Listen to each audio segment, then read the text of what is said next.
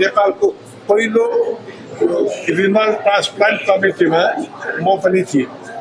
तीदेखि वास्तवमा मलाई त्यो अङ्गदानको बारेमा धेरै थियो र शिक्षण अस्पताल हो, भक्तपुर अङ्गदान केन्द्र हो, तिलगङ्गा अहिले हो, बर्न सेन्टर किर्तिपुरले हो, उनीहरू सबैले जति गरेका छन् उनीहरूलाई म धेरै धेरै धन्यवाद दिन्छु। र 30 वर्ष अगाडि जब हामी पहिला सुरु गऱ्यौँ वर्षभरिमा हामीले एक पेयर मात्रै गर्ने पायौँ, आँखाको नानी पायौँ, त्यस्तो स्थिति थियो।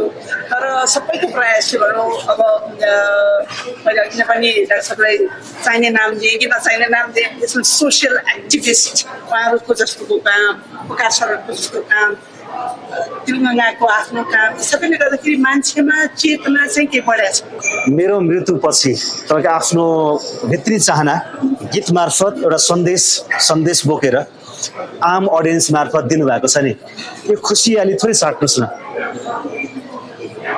यो खुसियाली कस्तो खुसियाली हो कि म बाथरुमल मैले जे गरिहाल्छु होइन, तर म मरेपछि पनि मैले अरूको लागि केही गर्न सक्छु भन्ने त्यो भावना ममा आयो। म चाहन्छु सबैमा यो भावना आइदियोस्। त्यो आयो भनेदेखि आज अघि नै मैले भने झन्डै 5000 भन्दा बेसी वेटिङ लिस्टमा छन्, उनीहरूले मर्नु पर्दैन होइन।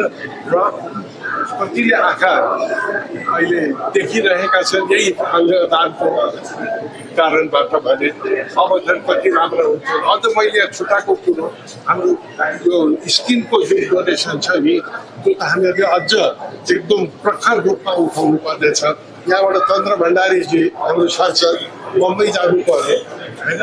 त्यस्ता कुराहरू चाहिँ हामीले यी गरेर चाहे कलेजोको होस्, चाहे मुटुको होस्, चाहे आँखाको होस्, चाहे मृगौलाको होस्, चाहे स्किनको होस्, यस्ता सबै अङ्गदानहरू गरेर यदि यहीँनिर हामीले सेवा पुऱ्याउन सक्यौँ भने मेरो जीवनमा बाँकी रहेको काम पनि यसैलाई म पुरा ठान्छु।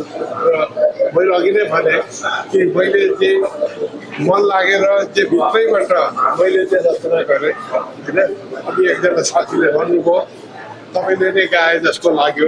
वास्तवमा मैले प्रवीणलाई छानेको कारण पनि कि उसको स्वरमा चाहिँ एउटा जुन सन्देश जानु पर्ने थियो होइन, त्यो चाहिँ एकदम बेस्ट स्वर नै त्यही हो भनेर छानेको हुनाले सबैले मन पराइदिनु। डाक्टर साहब जस्तो तपाईँ आफूले चाहिँ अङ्गदानको कुरा गर्दा चाहिँ कुन अङ्गदान गरिसक्नु भयो? मृत्यु पछि चाहिँ दान गर्छु भनेर त्यो सहमति दिइसक्नु भयो? म त अङ्गदानको सुरुदेखि एउटा एडभोकेटर हो। अनि हामीले अङ्गदान गर्दाखेरि मराउन पर्दा म मेरो पुरा शरीरै मैले अङ्गदान गरेँ, पुरै शरीरै। त्यसमा 8 जना 9 जना 10 जनाले यदि लाभ उठाउन सक्छन्, उनीहरूले मर्नुको सट्टामा बाँच्न सक्छन् भने त्योभन्दा ठुलो दानहरू के हुन्छ मेरो लागि। त्यस कारण मैले यो आँखा नखिर्नुको मात्रै भन्ने गरेको छैन, पुरा अङ्गदानै गरेँ। जस्तो अब हामीले रक्तदान जीवनदान भन्ने गर्थ्यौँ, अझै पनि मान्छे रक्तदान गर्न पनि हिचकिचाउट गर्छ नि अझै पनि के। तर अङ्गदान भन्ने त अझै होइन परको कुरा जस्तो देखिन्छ। यद्यपि तपाईँ जस्तो जुन अभियान चालिरहनु भएको छ त्यसले मानिसले बिस्तारै त्यो चेतना पसिरहेछ होइन, त्यो बढ्दैछ नि होइन, त्यो महसुस गर्नुभएको छ नि? एकदमै वास्तवमा म एउटा गाइनोकोलोजिस्ट, मैले नेपालमा आएर मैले जुन टेस्ट टु बेबीहरू सुरु गरेँ त्यसै गरेको होइन। एकदम जब यहाँका निसन्तानहरूले जुन पीडा भोग्नु पर्यो त्यसको लागि मैले हामीहरूले टेस्ट टु गऱ्यौँ। त्यहीँदेखि मैले अङ्ग वास्तवमा युटेराइन ट्रान्सप्लान्ट पनि मैले गर्न सकेँ भनेदेखि राम्रो भनेर त्यसबारेमा धेरै नै हामीहरूले कोसिस पनि गरेको। यदि त्यो हुन सक्यो भनेदेखि त झन् राम्रो मेरै विषय। तर त्यो हुन नसक्दा पनि हामीले जुन ट्युमर सर्जरीहरू गर्छौँ है, त्यो दान नभए पनि अरूबाट लिएर नगरे पनि हामीले जो ओभरीहरू अरूबाट लिएर हामीहरू जे उनीहरूको बच्चा हुने गर्छौँ हगि, त्यसबाट चाहिँ हामीहरू त्यो चाहिँ विषय भएको हुनाले र म पनि एउटा चिकित्सकको नाताले अङ्गदानको एउटा पार्टै हो म भनेरै मैले वास्तवमा त्यो सुरु गरेको हो। त्यसकारण अहिले जुन चलिरहेको छ जति पनि आँखाका मृगौलाका लिभरका छन् उहाँहरूलाई चाहिँ म अझ अगाडि बढाउन चाहन्छु र एउटा कुरो भन्यो नेपालको पहिलो रिनल ट्रान्सप्लान्ट कमिटीमा म पनि थिएँ तीदेखि वास्तवमा मलाई त्यो अङ्गदानको बारेमा धेरै थियो र शिक्षण अस्पताल हो भक्तपुर अङ्गदान केन्द्रको तिलगङ्गा अहिले हो बर्न सेन्टर किर्तिपुरले हो उनीहरू सबैले जति गरेका छन् उनीहरूलाई म धेरै धेरै धन्यवाद दिन्छु र अलिकति पनि हतोत्साह नरहेकन गर्दै जानुहोस् एक दिन यो कुरामा हामी सबै युनाइटेड छौँ हामी सफल पाउँछौँ। ओके अब म प्रवीणजीलाई सोध्छु है त ओके अब तपाईँ त जीवनसँग जोडिएको गीतमा के मेरो मृत्युपछि होइन मेरो आँखाले कसैले देख्न सकोस् यो म्यासेज के अरू अङ्ग पनि जीवनसँग जोडिएको गीत त्यो पनि डाक्टर भोला रिजालको नामसँग जोडिन पाउँदाखेरिको त्यो थोरै तपाईँको आफ्नो खुसी हुन्छ नि होला तपाईँले कति महिना अगाडि गाउनु भएको थियो होला गीत तर डाक्टर भोला रिजालको शब्द गाउँदैछु भन्दाखेरिको त्यो आफ्नो फिलिङ्स हुन्छ नि पुरै साटिदिनुहोस् न। भन्नै पर्दैन मैले त्यो तारिफ गर्नु पर्दैन भएको कुरा चाहिँ सगरमाथा छ है अनि मलाई न्युज सरले कमर्समा भन्नुभयो शब्द सङ्गीत सुने अनि शब्द सुन्दाखेरि कस्तो लाग्छ भन्दाखेरि जबसम्म मलाई गीत सुनेपछि नि यो गीत मैले गाउन सक्छु मलाई मन पर्दैन तबसम्म त्यो गीत गाउने आँट छ अनि मेरो मृत्युपछि कसैले मेरो आँखाले संसार कस्तो विचित्र लाग्दैन तपाईँले मान्छे नहुँदाखेरि पनि उसको आँखाले संसार देख्नु पाएको छ बुद्धिजीवी जस्तै के हुन्छ प्रो धर्म के हो अनि मैले सुन्दाखेरि चाहिँ सबै शब्द बाबा छ कि राम्रो छ हाम्रो भाषा राम्रो छ मलाई खुसी लाग्यो भेट्न पाएँ त्यही कुरो कुरा पनि लाग्यो गाउनु त कहाँ सोचेकै थिएन मैले सरहरूसँग काम गर्नु पाइन्छ अनि जति पनि गीत गायो नि आफूलाई गायो तर पनि कुनै गीत यस्तो हुन्छ आफू नभए पनि अब यो सोच्नुहोस् न यो आवाज नै दिएको जस्तो मलाई चाहिँ यो जस्तो हामीले आँखा दान गऱ्यो भन्छ नि यो आवाज दियो गीतमा चाहिँ सबैले सुन्छ प्रेरणा जाग्छ है सबैको यो सोच अलिकति अपग्रेड हुन्छ। प्रवीणजी जस्तो तपाईँ त एज अ प्रोफेसनल तपाईँको प्रोफेसन चाहिँ गाउने हो स्टेज धाउने हो स्टुडियो धाउने हो होइन गाउने हो नि त अब तपाईँ जुन स्टेजमा जानुहुन्छ नि त्यो स्टेजमा पुगिसकेपछि एक अन्तरा यो क्याम्पेन जुन छ आफ्नो अङ्गदान दिएर जाने होइन परलोक जाने जुन यो क्याम्पेन छ नि होइन हरेक स्टेजमा एक अन्तरा गाएर यो मुभमेन्टलाई सहयोग गर्ने तपाईँ कति इच्छुक हुनुहुन्छ अथवा के छ तपाईँको आफ्नो यो त अवश्य गरिन्छ यस्तो कुरा चेतनाको लागि मात्रै के फरक त्यति छ कहीँ बोल्ने मान्छे हुन्छ कहीँ हुँदैन तर जहाँ बोल्ने मान्छे त्यहाँ चाहिँ त्यो गरिन्छ है अब म मौसममा गयो भने थाहा छ त्यहाँको त्यहाँ सुन्ने खालको मान्छे हो त है भन्ने खालको मान्छे तर जहाँ सुन्ने खालको मान्छेहरू छन् त्यहाँ चाहिँ मैले अवश्य भन्छु र गर्छु। तर रिता तपाईँ त दुर्गम पुग्नु भएको छ होइन आँखाको शल्यक्रिया गर्न धेरैको आँखाको ज्योति गुमेका हुन्छन् मोतीबिन्दुको कारण फेरि देखाइदिनु भएको छ होइन फेरि संसार देखाउनेमा तपाईँ पनि पर्नुहुन्छ त्यो मोमेन्ट मैले पनि देखाएको छु सोलुखुम्बु लगायतका विभिन्न जिल्लामा छ एकदम खुसी लाग्छ। खास कस्तो छ त आज अङ्गदानको कुरा गरिरहेछौँ नेपालमा अङ्ग हामीसँग स्टक नहुँदाखेरि अथवा होइन अङ्ग हामीसँग नहुँदाखेरिको नेपालको वर्तमान स्थिति कस्तो छ तपाईँले के देख्नु भएको छ आँखासँग जोडेर हेर्दाखेरि मैले अघि पनि भने तपाईँलाई 30 वर्ष अगाडि जब हामी पहिला सुरु गऱ्यौँ वर्षभरिमा हामीले एक पेयर मात्रै गर्ने पायौँ आँखाको नानी पायौँ त्यस्तो स्थिति थियो तर सबैको प्रयास भनौँ अब मैले अघि पनि डाक्टर साहबलाई चाहिने नाम दिएँ कि नचाहिने नाम दिएँ यसमा सोसियल एक्टिभिस्ट उहाँहरूको जस्तोको काम प्रकाश सरको जस्तो काम तिलगङ्गाको आफ्नो काम सबैले गर्दाखेरि मान्छेमा चेतना चाहिँ के बढेको छ त्यही चेतना बढेको कारणले नै अहिले हामीलाई चाहिने कर्निया पाउँछौँ आँखाको नानी पाउँछौँ। अघि सरले पनि भन्नुभएको थियो पहिला हामीलाई स्किल सिकेर आइसक्यौँ तर हामीसँग कर्निया छैन यसको हामी ट्रान्सप्लान्ट गर्न सक्दैनौँ यसको बिरामीले देख्न सक्दैन स्किल पनि छ बिरामी पनि छ तर मेन चिज छैन जस्तो त्यस्तो अवस्था थियो भने अहिले मान्छेको चेतना धेरै बढेको छ आँखाको नानी पाइन्छ हो कोसिस गर्नु पर्यो किनभने मैले अघि पनि भने कसैको घरमा मृत्युवरण भएको छ भने कसैको मनमा आउँदैन कि म कर्निया दान गर्छु भने कसैले गएर त्यसलाई फेसिलिटेट गरिदिनु पर्यो। त्यसकारण हामी चाहिँ त्यो फेसिलिटेटर हौँ। त्यसमा गएर हामी परिवारको मान्छेकोमा जान्छौँ, परिवारको सदस्यहरूलाई कुरा गर्छौँ कि तपाईँहरू कन्या डोनेट गर्न चाहनुहुन्छ कि भनेर। यसरी गर्दाखेरि पहिला श्रीलङ्काबाट आउने कन्या, पहिला अमेरिकाबाट ल्याउनु पर्ने कन्या अहिले हामीलाई ल्याउनु परेको छैन। अहिले हाम्रो नेपाल आँखा ब्याङ्क छ आँखा प्रतिष्ठानमा, त्यसले सबै अस्पतालहरूबाट हामी कन्या दिन्छौँ। भर्खर म आउँदा बाटोमा मलाई फोन आयो भैरवबाट, बुटवलबाट एकजना आमा हुनुहुन्छ अरे, उहाँ भेन्टिलेटरमा हुनुहुन्छ, तर उहाँको मृत्युपछि मलाई आँखा दान गर्ने मन छ भनेर उहाँले भन्नुभयो होइन। तर फिजिकली यहाँबाट बुटवल गएर कन्या निकालेर ल्याउन सक्ने सम्भावना छैन। तर अहिले नेपालभरि नै यति धेरै हाङ्गा बिगार फैलिसकेको छ। हामीले ट्रेन गरेको मान्छेहरू भैरवामा हुनुहुन्छ, हामी यो मिलायो कि भैरवाबाट ट्रेन भएको मान्छे अब बुटवल जानुहुन्छ र उहाँको चाहिँ कन्या निकालेर फेरि नेपाल आँखाको ब्याङ्कमा पठाउनुहुन्छ। हामी प्रोसेस गर्छौँ अनि त्यसपछि फेरि त्यो ट्रान्सप्लान्ट गर्नलाई योग्य हुन्छ।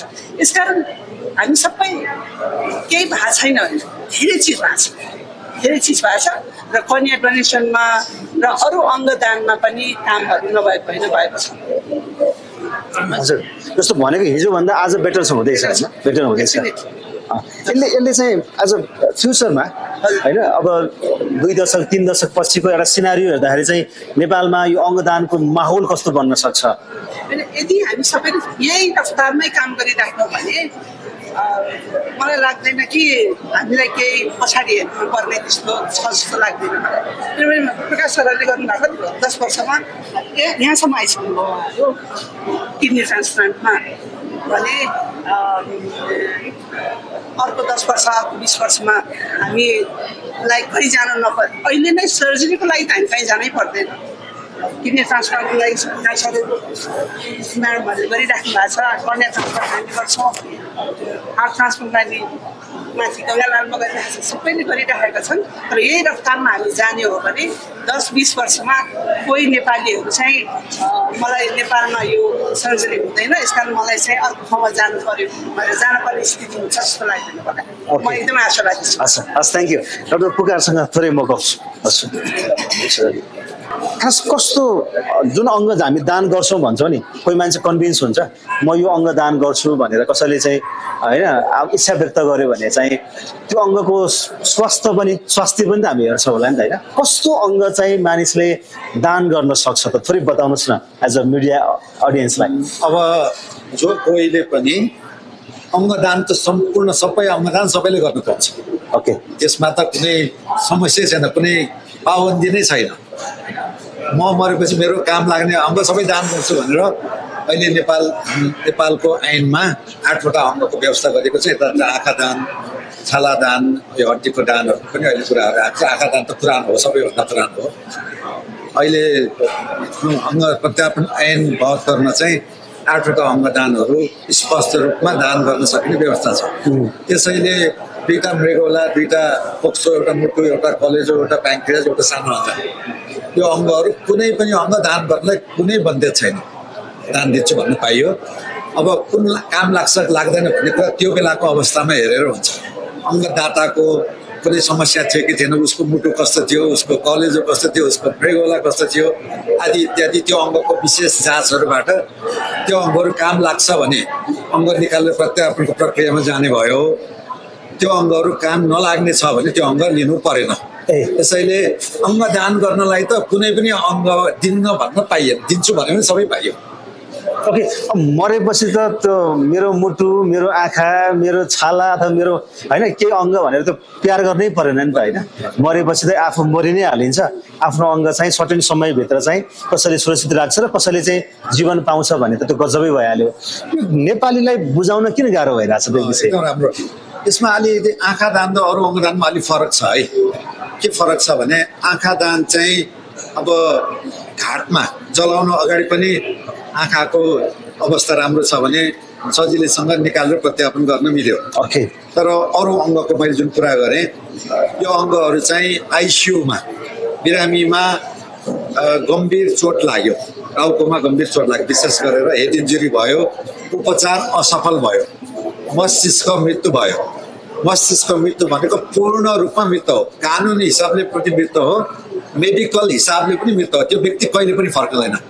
त्यो व्यक्तिलाई भेन्टिलेटरमा राखेर अक्सिजन दिएसम्म मात्रै उसको अङ्गहरू चलिरहेको छ। मस्तिष्क गइसक्यो, अरू अङ्गहरू भेन्टिलेटरमा राखेर अक्सिजन दिएसम्म मात्रै चल्छ। भेन्टिलेटर छुटायो भने 5-7 मिनटमा सबै अङ्ग मर्छ। त्यसैले भेन्टिलेटरमा राखेर आर्टिफिसियल्ली अक्सिजन दिइरहेको अवस्थामा जुन अङ्गहरू बाँचिरहेका छन् त्यो अङ्ग निकालेर गर्ने प्रत्यारोपण हो। जबकि आँखाको नानीमा त्यो चाहिँ पुर्नु परेन। अक्सिजन सबै सकिएर अब घाँटी लाँदाखेरि पनि आँखा स्वस्थ छ भने निकालेर प्रत्यारोपण गर्नुहुन्छ उहाँहरूले। भने अरू अङ्गमा चाहिँ अरू अङ्गहरू चलिरहेको अवस्थाको हुनु पर्यो। भेन्टिलेटरमा राखेर ट्रिब्युलेटको अक्सिजन सप्लाई भइरहेको अवस्थामा मुटुले पम्प गरिरहेछ, फोक्सोले अक्सिजन लिइरहेको छ, त्यो अक्सिजन विभिन्न अङ्गमा गएर रक्त सञ्चार भइरहेको छ, अङ्गहरू बाँचिरहेको छ भनेपछि त्यो अङ्ग निकालेर मात्रै प्रत्यारोपण गऱ्यो त्यो अङ्गले काम गर्छ। अक्सिजनै नपुगेको अङ्गहरू निकालेर काम छैन भनेपछि अलिक फरक छ एउटा कुरा। अर्को कुरा चाहिँ शरीरदान र अङ्गदानमा के फरक छ भने अघि झोला डाक्टर साहबले भन्नुभयो, शरीरदान भन्ने बित्तिकै चिकित्सा शास्त्रको विद्यार्थीहरूलाई विभिन्न शरीरको बनावट एनाटोमी भन्छ नि, कुन नसाहरू कहाँ छ, फोक्सोको बनावट कसरी भएको छ, अब हड्डीहरूको मांसपेशीहरूको कसरी जोडिएको छ आदि इत्यादि बनावट सम्बन्धी ज्ञान एउटा नलेजको लागि चाहिँ शरीरदान काम लाग्छ। छिरेर हेर्न पाइयो, डिसेक्सन भन्छ नि। भने अङ्गदान भनेको त्यो अङ्ग बाँचिरहेको हुन्छ, त्यो अङ्गले ज्यानै बचाउँछ। एकदम बिल्कुल फरक कुरो हो। कुन चाहिँ ठुलो कुन चाहिँ सानो भन्ने कुरा विवादै छैन। शरीरदान गरेर विद्यार्थीहरू चिकित्सा विज्ञानमा पोख्त हुन्छन् र ज्यान बचाउँछन् भने अङ्गदानले त्यो अङ्ग नै कसैको अङ्ग फेल भएको व्यक्तिमा गएर त्यसले काम गर्न थाल्छ, त्यसले ज्यान बचाउँछ। दुईवटा फरक कुरा हो तर लक्ष्य एउटै हो। त्यसैले अङ्गदान चाहिँ आफ्नो मस्तिष्क मृत्यु भइसकेको अवस्थामा अरू अङ्गहरू बाँचिरहेको अवस्थामा उसको ब्लड प्रेसर हुन्छ, उसको इसिजीमा मुटु चलिरहेको हुन्छ, उसको रक्त सञ्चार भइरहेको हुन्छ, फोक्सोले भेन्टिलेटरमा सास फेरिरहेको हुन्छ, मृगोलाले पिसाब निकालिरहेको हुन्छ। त्यस्तो बेलामा दान दिनुपर्ने हुँदाखेरि तपाईँले भन्नुभएको प्रश्न, हाम्रो त्यस्तो व्यक्तिको नातेदारहरूले त्यसलाई मृत स्वीकार्न अलि हिचकिचाउनुहुन्छ कि। यसो हेर्दाखेरि चलिरहेको छ, हात खुट्टा चलिरहेको छ, फोक्सो चलिरहेको छ, मुटुमा इसिजीहरू ब्लड प्रेसर देखिरहेकै छ भनेपछि मेरो मान्छे अझ पनि फर्केर आउँछ कि अझ बाँचेको छ कि कतै अङ्ग निकाल्न पो मर्यो भनेको हो कि भन्नेसम्मको लान्छना पनि लाग्न सक्छ। बडो संवेदनशील कुरा छ। यो कुरा सबै बुझाउन सक्यौँ। जस्तो मस्तिष्कको मृत्यु भएपछि बुझाउने होइन कि आजको समारोहमा जस्तै पहिले मस्तिष्कको मृत्यु भनेको पूर्ण रूपमा मृत्यु हो, त्यो व्यक्ति अब कहिले पनि फर्कदैन।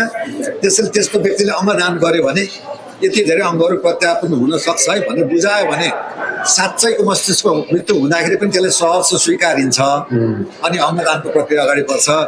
कहिले थाहा नभएको अङ्गदान भन्ने के हो थाहा नभएको व्यक्तिलाई तिम्रो नातेदारको मस्तिष्कको मृत्यु भएछ अब अङ्गदान देऊ भन्ने बित्तिकै उसकोमा शङ्का उपशङ्का उब्जिन्छ के, उसले कतै यसमा अपराधिक तत्त्व त छैन, कतै किनबेच त भएको छैन भन्ने धेरै घटनाहरू हुन्छ र त्यसले चाहिँ नराम्रो एउटा प्रभाव पनि पर्छ कि परिवारमै ए डाक्टरहरू नर्सहरू मिलेर हाम्रो मान्छेको अङ्ग निकाल्न खोज्यो यसमा भन्ने खालको भ्रम पर्छ। यो कुरा बुझाउनु एकदमै जरुरी छ। आजको जस्तो कार्यक्रम डाक्टर रिजालले जुन कार्यक्रम आयोजना गर्नुभयो त्यस्तै कार्यक्रमहरू मार्फत मात्रै यो सम्भव छ। एकै रातमा सबै 3 करोड नेपालीले यो बुझ्छ बुझाउँछ बुझ्नुपर्छ भने पनि यो सम्भव छैन। ओके, कल्पना फेरि बोल्नुहुन्छ? कल्पना उहाँ चाहिँ मस्तिष्क मृत्युबाट हुने अङ्गदान कार्यक्रमको राष्ट्रिय संयोजक हो। अनि फेरि बोल्छिन हजुर। डक्टर कल्पना जस्तो तपाईँको आफ्नो अनुभव के छ अङ्गदानको सवालमा? तपाईँको आफ्नो अनुभव र तपाईँको भन्नु के छ अलि छोटकरीमा छ? धन्यवाद। आजको जुन कार्यक्रम छ यो कार्यक्रमले चाहिँ जनचेतना फैलाउन जति महत्त्वपूर्ण भूमिका खेलेको छ, आज हामीले 10औं वर्ष नियम कानुन बनिसक्दाखेरि पनि त्यति जनचेतना छैन। अझ म त के भन्छु भने यो जनमानसमा मात्रै होइन मेडिकल फ्याटर्निटीमा पनि हाम्रो यो है नेपालमा नियम कानुन छ, अङ्गदान गर्ने प्रावधान छ भन्ने कुरा धेरैलाई थाहा छैन। यसको लागि हामी प्रत्येक हस्पिटलमा 10औं वर्षदेखि धाइरहेछौँ। र विभिन्न कार्यक्रमहरू गरिरहेको छु। त्यो 10 वर्षमा जुन गरेको कार्यक्रम चाहिँ आजको यो 10 मिनटको गीतले नै सायद यो मेसेज दिन्छ पक्कै पनि होइन। र अहिले हामीले 150-200 वटा कल अटेन्ड गरिरहेछौँ यो 10 वर्षको बिचमा भने हामी सक्सेस भएको जम्मा 6 वटा केस 6 जनाले मात्रै अहिलेसम्म 2072देखि अहिलेसम्म चाहिँ अङ्गदान गर्नु। त्यो कारण अघि भनिसक्नुभयो विकासले विभिन्न कारणहरू छ, जस्तै मस्तिष्क मृत्यु भएको व्यक्तिबाट अङ्ग पाउनलाई भेन्टिलेटरमै हुनुपर्छ र मुटु चलेकै अवस्थामा हुनुपर्छ। अघि डाक्टर रिताले जुन भन्नुभयो पहिलो वर्षमा उहाँ 2टा कर्नियाबाट नै एकदम त्यति नै अडिनु भएको थियो भने अहिले हामी त्यही फेजमा छौँ। हामी अझै पनि सङ्घर्ष गर्नुपर्ने र जनचेतना फैलाउनु पर्ने अवस्थामै छ र यस्ता कार्यक्रमहरू भइराख्यो भने जनमानसमा यो चेतना जान्छ र अङ्गदान गर्नुपर्छ भन्ने मेसेज सबैमा जानुपर्छ जस्तो लाग्छ। ओके, कुनै अङ्ग ट्रान्सप्लान्ट गरेर अहिले होइन आफ्नो अध्ययन आफ्नो करियरको लागि सोच्दै हुनुहुन्छ नि, काम गर्दै हुनुहुन्छ नि, थोरै अनुभव आफ्नो सेयर गर्नुहोस् न। यदि तपाईँको यो अङ्गदान हुन्थेन भने तपाईँ के हुन्थ्यो, तपाईँको जीवन चाहिँ होइन आज कस्तो छ थोरै बताउनुहोस् न। अब अङ्गदान अङ्ग प्रत्यारोपण नभएको भए त अब बिग वाट इफ होइन, अङ्ग प्रत्यारोपण नभएको भए त म यहाँ हुन्थेँ कि नै पनि it's a big question right. म यहाँ नै हुँदिनँ थिएँ होला, म बाँचिरहेको हुन्थेँ कि नै भन्ने एउटा ठुलो क्वेसन आउँछ। अनि आई थिङ्क मलाई चाहिँ यो अङ्गदान गरेर I have गटन a new life, मैले एउटा पुनर्जीवन पाएको छु भनौँ न। यसैले गरेर म कलेज गइरहेको छु, पढ्न गइरहेको छु अनि I am very indebted to it. म एकदम भित्रैदेखि आई एम ग्रेटफुल यो होल प्रोसेसले गरेर म अहिले यहाँको छु। यो प्रोसेसले गरेर चाहिँ म बाँचिरहेको छु। तर अब यो चाहिँ अब ममा मात्रै सीमित हुनु भएन नि त। कतिजना अब अरू पनि व्यक्तिहरू हुनुहुन्छ जो अब हस्पिटलमा बसिरहेको भएको छ, उहाँको कोहीबाट अङ्ग प्रत्यारोपण नपाइरहेको हुन्छ, अब उहाँहरूले पनि पाउनु पऱ्यो भने चाहिँ अब उहाँहरूको पनि अब बिस्तारै बिस्तारै अब अङ्ग प्रत्यारोपण यी मस्तिष्क मृत्युबाट अङ्ग प्रत्यारोपण सुरु होस् भन्ने चाहिँ आशा म अब रोकिरहेको। तपाईँ कसैले अङ्गदान नगरिदिएको भए आज मिलन श्रेष्ठ हुन्थ्यो कि हुन्थेन होइन, हुन्थेन पनि होला सायद होइन। आज जसको कारणले गर्दाखेरि चाहिँ उहाँको अङ्ग पनि जीवित छ, तपाईँ पनि जीवित हुनुहुन्छ नि होइन।